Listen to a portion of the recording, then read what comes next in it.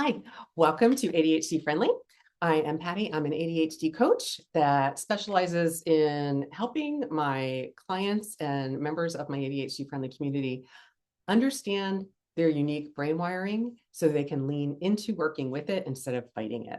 That's how we struggle less and thrive more. If you'd like more information, check out my website at ADHDfriendly.com, where ADDers get more things done. This is episode 225, and I'm going to be celebrating a success that has to do with my word of the year. I'm also going to share a tip that has a little bit of a ADHD story tied to it. I'll get into that. And then I'm going to share my main topic, which is, do you have FOMO? Fear of finding out. Ooh, I know, right? So it's kind of like FOMO, Yeah. but it's FOFO.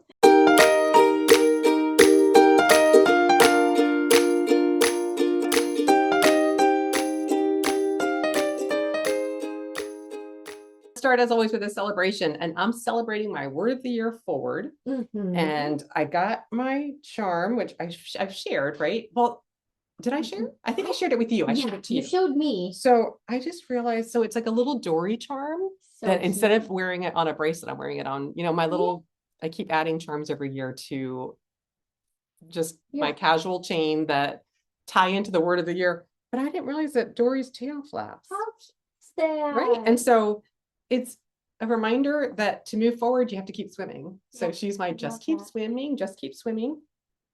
And it prompted me to keep up my swimming, literally. So I'm still swimming twice a week. I went twice last week. I've already gone once this week. I go again tomorrow. I've got it scheduled. I've got my routine now where I schedule them when I do my weekly planning on Friday.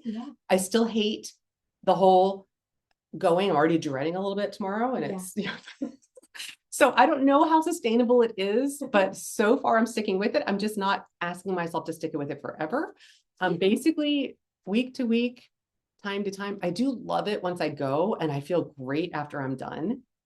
I just am trying to figure out how to lower the resistance to going and the feeling that I have of not wanting to do it, because it is like 3 degrees outside. It's been really cold. And that's a part of it, but I also am aware it's probably going to get more crowded and harder to schedule lanes as it gets warmer. So we'll see. But right now it's helping me to keep swimming. And I'm also noticing that I am posting my accountability updates, which really work for me in the membership. So I've told the members that every Friday I'm going to post an update on my intentions, and I've been doing it.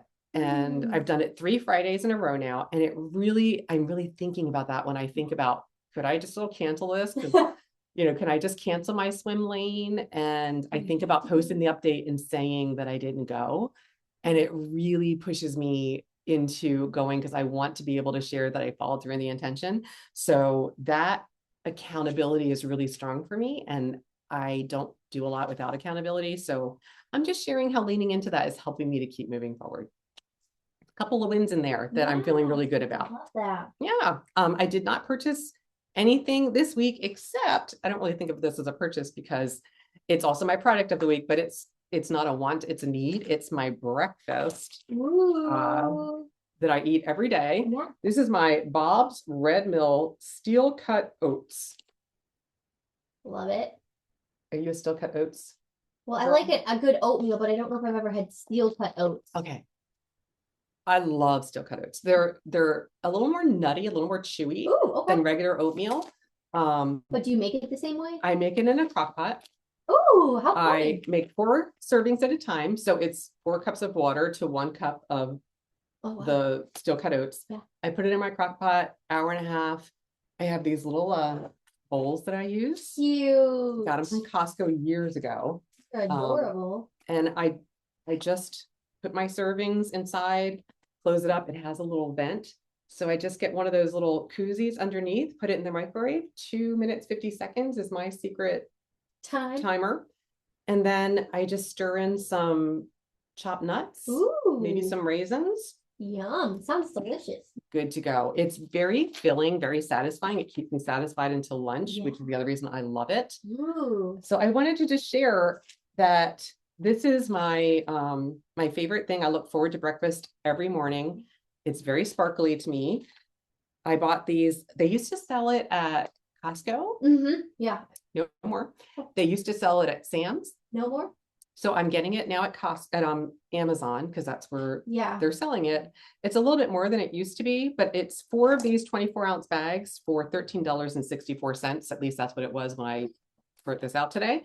And it lasts a long time because, like I said, I've already made 1 4-serving batch out of it, and I think I get maybe 16 total servings. Oh, nice. If that's, yeah, that actually looks like it's about right.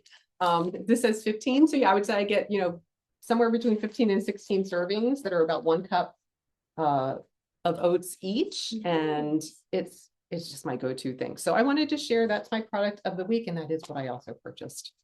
Love it. If you're looking for something to spice up your breakfast, I think it has like, no, I thought it had like the benefits. I know it's supposed to be good for, it is, I think, for different things. I try not to think too much about all the, I mean, it's good to think about benefits, but I try not to get too tied up on it. It's more about how do I feel eating it. Yeah. And with how cold it's been outside. Oh, it's so satisfying to have a nice warm breakfast and not having like, when I eat like something that's not processed. Yeah. And that's the other thing. I believe the steel cut, and correct me if I'm wrong, this is about 225. School me if I'm getting this wrong, but I believe the steel cut oats are less processed than rolled oats. Oh, good to know. Which is what makes them slightly healthier, and they take longer to digest because they're steel cut. Not the rolled is more processed and more easy to digest. This takes a bit longer, so it keeps you full a little bit longer, which I like because then I'm not getting hungry in the middle of the morning when I'm trying to work. All right, now for my tip, and this is coming with a bit of humor. I almost didn't do this topic because I was like in my head thinking, what have I done? And Becca laughed because you don't know what I'm going to talk about, but you're going to laugh. I couldn't find the thing that I wanted to share, but I'm doing it anyway. Okay. So I have a full-size, like business-size envelope full of individual little scraps of paper and Post-it sticky notes. Okay.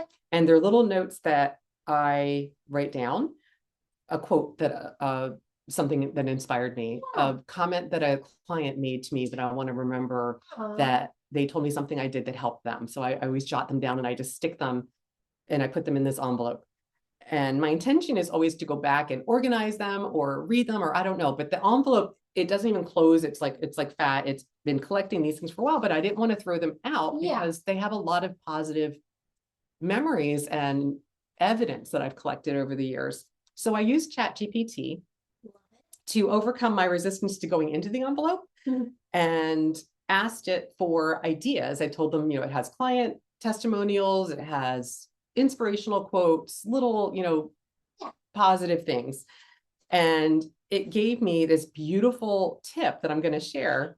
But the funny thing is, I was going to share the before and after of the envelope full of the different little pieces of paper and the beautifully organized whatever, or simply organized, but like the way forward that I found, so that I went from what it was to what I can now look at and get some benefit from. Yeah.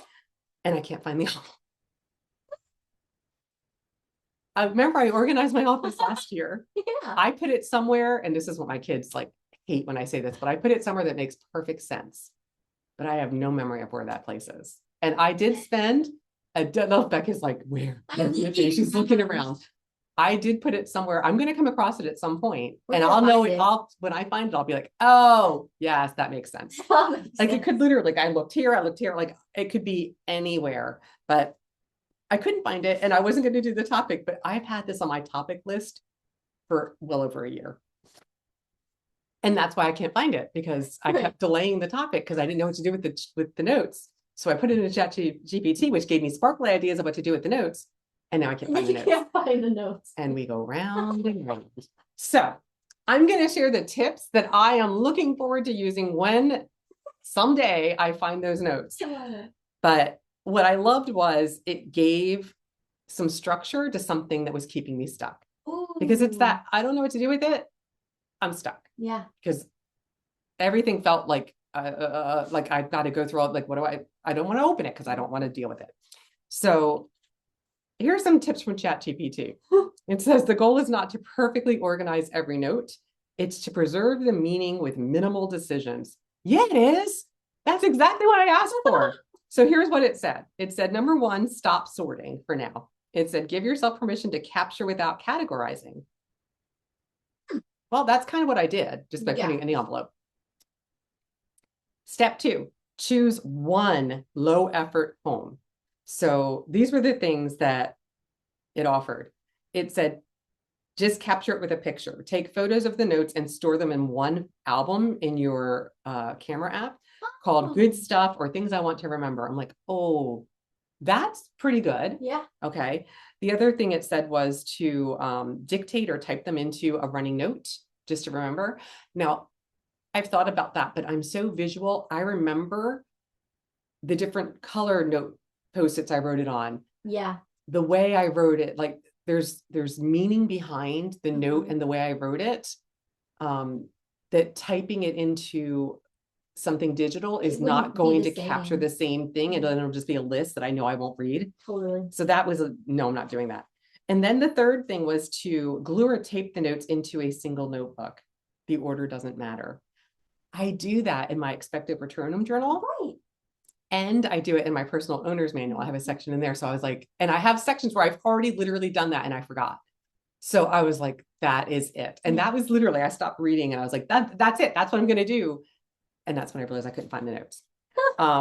So it went on to say, create like a future self system. Yeah. So you can support yourself to go back. And this is what I would do with them organized is if I take a picture, I can go into that album and just flip through the images and read them to kind of build up that positive energy I need, especially if I'm feeling kind of low or down, or I did something that I'm like kicking myself for. It's like, okay, that's not helping me to keep thinking about what I did. Let me remember that I don't always mess up. I do things that really do help people. Yeah. And here's evidence of that. And so I decided I would put it into my expected patronum journal and just tape it on paper so I could go back and read them. And so it says, set a reminder to like do it once a month. So all of this, I have structure myself, but I love that it's the same thing that Chat GPT recommended is like things. I'm like, yes, I do that. But it also recommended, I thought this was fun, just pull out one note at random when you need encouragement. So maybe if you have like, you sort them by, these are things people have told me they're a positive, which I write down anytime somebody gives me a compliment because I have always had a hard time taking compliments and I don't remember them because I tend to get overwhelmed. When they say it. Yes, I feel like you're looking at me and I get in my head and I judge what you're saying and kind of pull up evidence that it's not true. So I'm not focusing on what you're saying. So I have to write it down to remember it. And I'll tell people, I'm sorry, I'm listening to you, but if I don't write this down, I'm not going to remember what you're saying. And I want to remember what you're saying to me because I don't think that you would tell me this if you didn't mean it. Right. And so I write it down. And so the final tip is just to refrain what's going on. It's not a problem. It's evidence that you're trying to hold on to. So it's not clutter. It's like little bits of gold all in this spot. So if you have anything similar to this, I invite you to just explore a strategy that is sparkly to you. Like for me, as soon as I read the picture album, I was like, oh, I could do that. I could do that. But the laying them out in a book works better for me. So that was immediately, I had energy for it. I was like, I can do that. And I literally started looking. So notice where you have energy, if this is something that you struggle with, and what would be the easiest way to move forward from where you are. That's it. That's my tip. Fun. Okay. Now for our main topic for today. And that is, do you have FOFO, which is fear of finding out. So, FOMO is fear of missing out. Like, oh, if I don't go to that, I'm going to miss out on all the fun or whatever. So fear of finding out.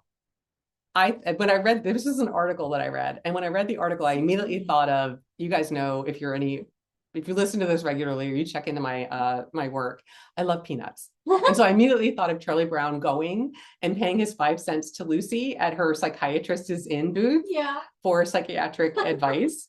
And, he tells her that he's just, not sure what's wrong. And she starts asking him if he has fears of different things. Mm-hmm. And when she finally asks if he has omniphobia, And he says, what is that? And she said, well, try to run it. It's a fear of everything. And he goes, that's it. And she like blows backwards and rolls over. And I had that reaction when I read, Do You Have FOFO, fear of finding out? I was like, yes, that's it. And so this was in health.com. And I know that from my experience with my ADHD brain, this can pertain to medical potential diagnoses, tests, which is what the article was written about. Yeah. It was health.com. It was all about people fear of finding out something's wrong, fear of finding out I now need medication. I need, whatever. This test result's going to show blank. So it's mostly, the article is really focused on health. And it's something that doctors are very familiar with because when we come in, like there's a lot of fear of going to the doctor. There's, a very common among adults fear of going in and even having regular physicals. So there was a 2025 survey that included 2,000 employed adults. And I think they highlighted that because they had medical coverage. So it wasn't a lack of medical coverage that was getting in the way of them going for a routine physical. It was the actual like fear of. Yep. They said 3 out of 5 adults in the United States avoided health screenings and listed fear of getting bad news or embarrassment as a common reason. Oh, yeah. So I would say even fear of like stepping on the scale and finding out a real weight. Yeah. Fear of having your blood work done and finding out maybe you have pre-diabetes or like something. Yeah, something like whatever. Fear of finding out is shown to be common in people that have OCD or generalized anxiety and others who just have had previous experiences that weren't great in medical environments. So as I mentioned, it could be due to fear of a test result. It might lead to a diagnosis. The example that they gave was like an STD. So it'd be like, oh, if I don't know, it's not in my file. Right. It's not something I have to deal with. I'm just going to ignore it. The embarrassment of finding out that you do have one. Exactly. Yeah. Or the stress of needing treatments that they don't want to get. Or that they can't get. I don't know. Yeah. Like again, this was from the research. I'm shifting now to looking at it through that ADHD lens. And what I know is it can magnify our fear because remember, our brains are, kind of hyper focusing on the thing.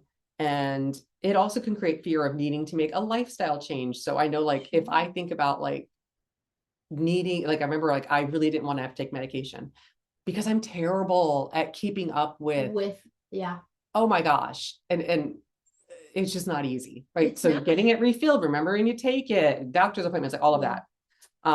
It could be afraid that you're going to be recommended to have a lifestyle change that you don't trust yourself to be able to implement and sustain. So if you go in, the doctor's like, you really, would maybe want to consider a little bit more exercise in your day, or your weight is concerning because of these potential health consequences that, whatever. And that you're not feeling that you have the bandwidth or the executive functions that will support you to make those changes in a way that will support you to succeed.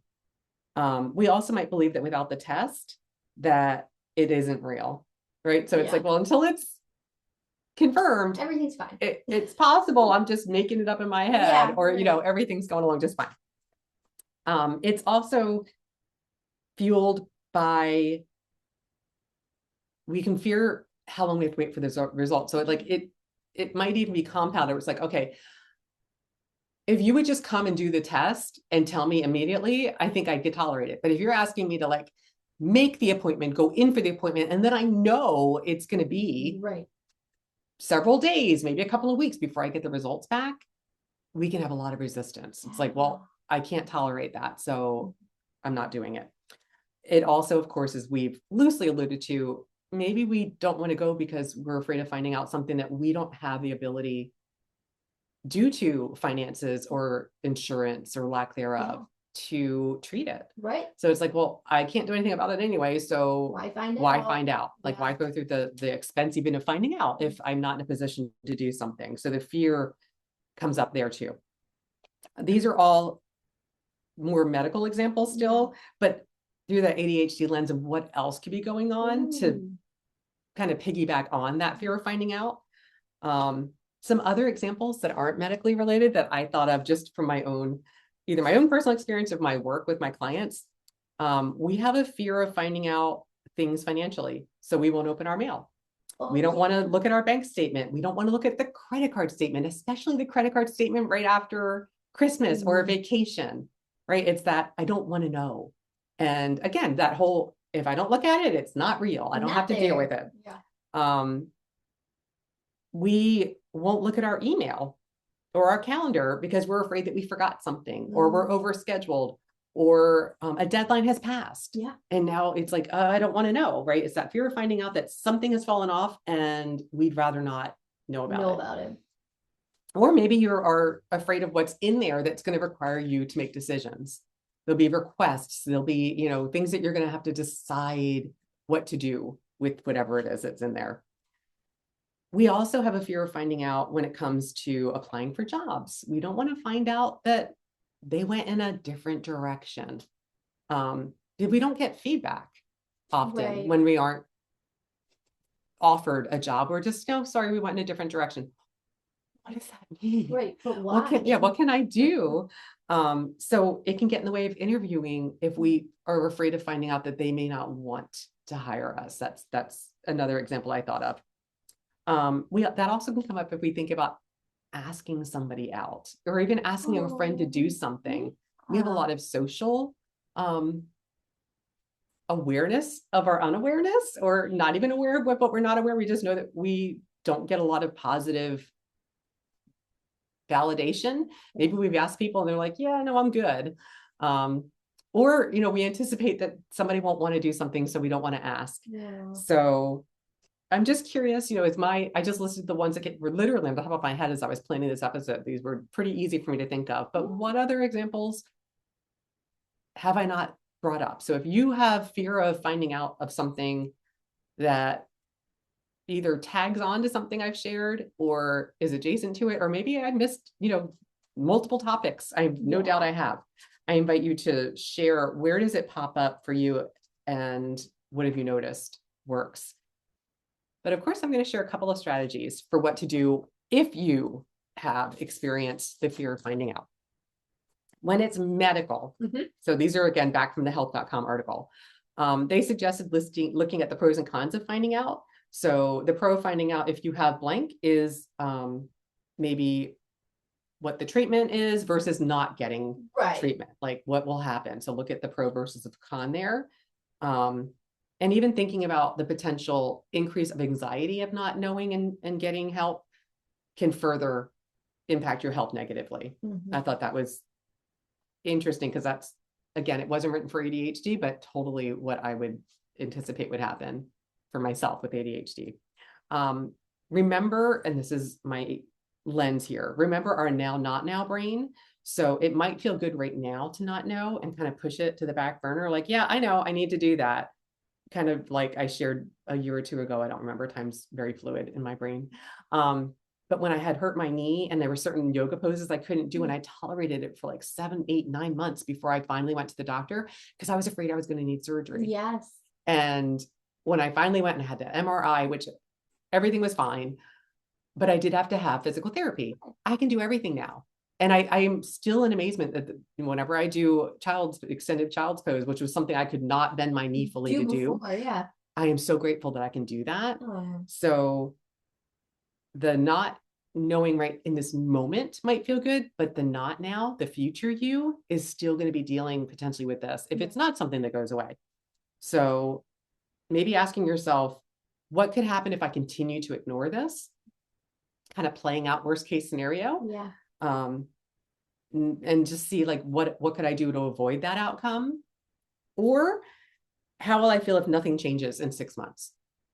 So like I had already, going back to my knee example, I'd already had it for 6 months and I knew nothing I had done, resting it, doing what exercises I could think would help and protecting it by, you know, just modifying. I actually realized I was becoming weaker in other areas because I was accommodating that weakness. And I was like, oh my gosh, like I'm doing things I didn't even realize I was doing that or making other areas worse. So if nothing changes, what would you do? And that leads me to a if then setup. So it might be, if it's not better by blank, yeah, I will blank. So I did that with my knee. I was like, if it's not better by, I gave myself a date, I will make an appointment to have it checked out. Just having a plan can help you to kind of be okay in the moment without as much stress, because you've decided what you're going to do by when and what that action will be. And then set a reminder for your plan. So don't just feel like, okay, that's what I'm going to do, and keep it in your head. Set a calendar reminder, tell somebody else your plan for accountability, do what works for you to follow through. Again, I am not a medical professional, so always consult with your doctor if there's anything that you're not sure of what's the best approach for you. I'm just sharing some information that was inspired by this article, because I think with ADHD brain wiring, we have a strong fear of finding out that can show up in a lot of different ways. If you're still stuck, ask for help. See your doctor, see your therapist, ask your coach for help with a plan to take a next step. Ask a trusted friend or family member. Don't try to do it on your own if that's keeping you stuck. Reach out and ask for help. If you are struggling with email or your physical mail with that fear of finding out what's in there, maybe time looking at it when you can body double with somebody else. So you're not tolerating it on your, dealing with it on your own, or an accountability partner that you're like, I'm going to go through the mail and I'm going to let you know when I'm done, or whatever it is that would work for you. Or maybe you build in an incentive to go into it, but noticing what would work for you to help you just take one step forward. Or invite someone to do something that lets you pick a place of beginning. So it might be, okay, I can't stand the idea of looking through my mail, but maybe I can look at the very first piece of mail, not all of it. Just find an easy entry point that lets you start. So another example is, if you want to ask somebody to go do something with you socially, and you're in your head about it, or maybe you've thought about it multiple past times before, and you always seem to, lose the motivation, and you're like, never mind, I'll just skip that. I don't really need to go. Maybe think about how asking would be easier. So if you think about asking in person and you have a lot of resistance, but you have their contact information, maybe you can text them. And just like, something I've done personally is like, I'll send a picture of the event and I'm like, hey, I'm thinking about doing this. Any chance that you'd be interested in joining me? Think about what would be the easiest way for you, and that lowers that entry point to do it. If it's something you have a lot of energy for, that might be a better thing. I think I shared the Carol Burnett coming to speak in Chicago, and I asked my friend, who we were friends in knit group, but we hadn't done anything outside of knit group. And I really wanted to see Carol Burnett, and she's getting older. So I've had this definite sense of urgency. And I thought, well, maybe she'll have, an interest in going with me as well. And she was totally like, without hesitation, yes, I would love to go. And it was so much fun. I have that, like, that's one of my social wins, was that I did it and it was fun and we're still friends. Like it didn't backfire. The other thing I did recently was I invited a friend to go see a movie that was the next day. And it was only showing for like 2 more days at the theater. And so I was like, hey, like, no worries. But if you're at all interested, this movie is showing tomorrow. I could go at this time or this time. If you're free and would like to go, let me know. And I was fine if they didn't want to go, but I wanted to go so badly before it left theaters that I reached out, and she was free. Actually, I asked 4 different people, and she was one of the people that said yes. So I was like, okay, this is amazing. That's it. I'm like, oh, that's it. I'm at the end of my list of things. So just identify where you have a fear of finding something out.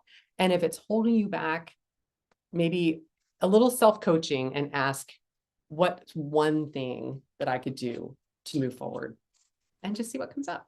I like it. All right. Finally, we're at the end. My book of the week.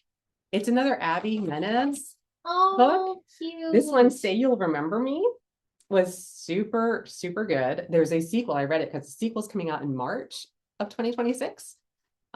Really quickly, it is about a gorgeous vet and a woman who just rescued an adorable kitten, who goes in for a checkup with the kitten to make sure all's good. Could it be love at first sight? I don't know. I loved it. I gave it 4 out of 5 stars, and I can't wait for the sequel. So check that out if that's something that's super light, airy, fun, romance, cozy romance, very enjoyable. And now for my quote of the week. This comes from Linus, which I thought, since comes from that book that you gave me. My Peanuts Guide to Life from Becca. And Linus says, no one need ever be ashamed of fingernails made dirty by a hard day's work. Oh, that's so true. Right. So it's like, you know what? All of our bumps and bruises and things come from living a life well. So don't be embarrassed by it.